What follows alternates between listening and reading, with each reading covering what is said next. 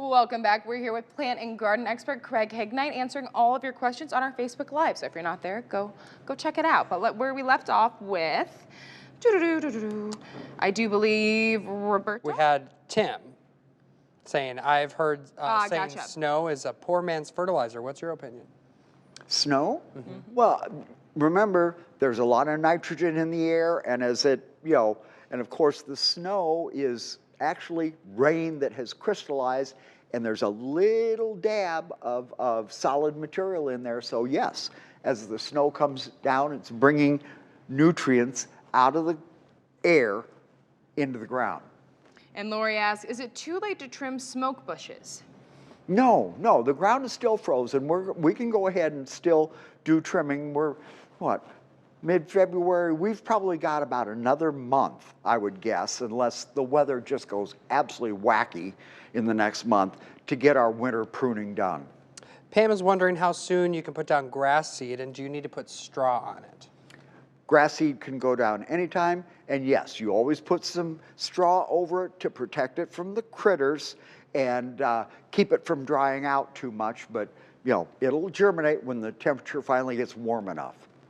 And then we have, straw. Okay, we have Roberta now who says, how much eggshells should I add to raise garden? Well, eggshells, unless you're making omelets for the whole neighborhood, I doubt if you're going to have too many. Just make sure that they're dried out well, mushed up, and then scatter them over the garden. I really doubt if you could get enough eggshells to really do damage to the garden. So eggshells are good in the garden. Now, I've heard some people taking eggshells, putting them on like a cookie sheet and baking them to like dry them out. Was that something that you'd recommend? Well, you know what is really good?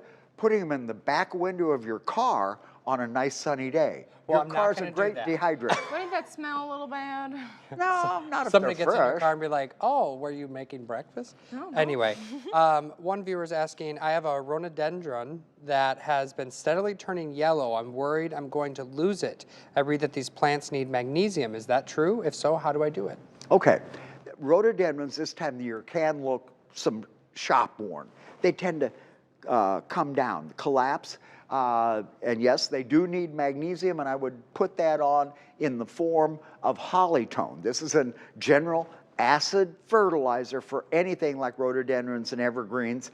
Remember that you should have a lot of mulch around that rhodi, so you're going to pull the mulch back, put your Hollytone down according to the directions on the label, and then put the mulch back over it.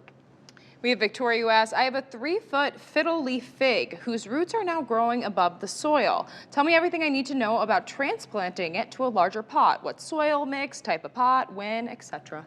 Well, as far as the roots being at the surface, it's not uncommon. In nature, they make what we call buttress roots, roots that come out of the trunk to help hold the plant up in the ground.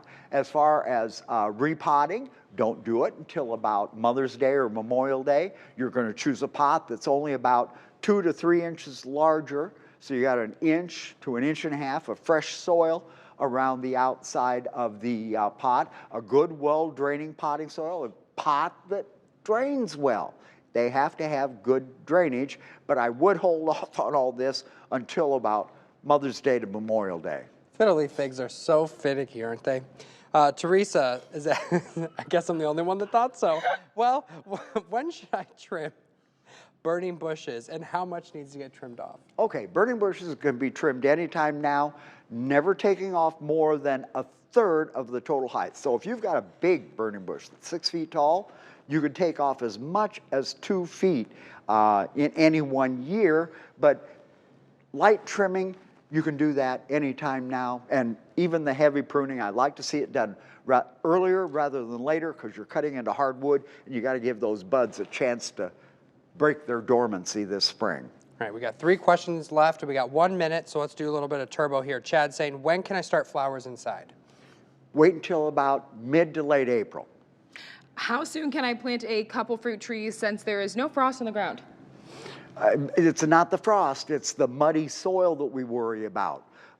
You've got to let the soil dry out just a little bit before you start digging and destroying the structure of the soil.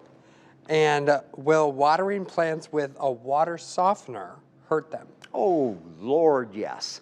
Water softeners don't have any less minerals. They've just exchanged the magnesium for sodium. That's like putting salt water on your plant. Not good.